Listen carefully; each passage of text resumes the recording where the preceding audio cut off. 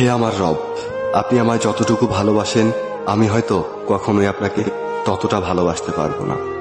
তবে যতটুকু ভালোবাসি ততটুকুর বিনিময় না হয় আপনি আমাকে ক্ষমা করে দিন। আমি তো অতি সাধারণ আপনার ভালোবাসার কাছে, আপনার ক্ষমার কাছে, আপনার দয়ার কাছে। আমাকে একটু দয়া করুন। আমি জান্নাত চাই না, আমি আপনার নৈকট্য চাই, আমি আপনাকে চাই।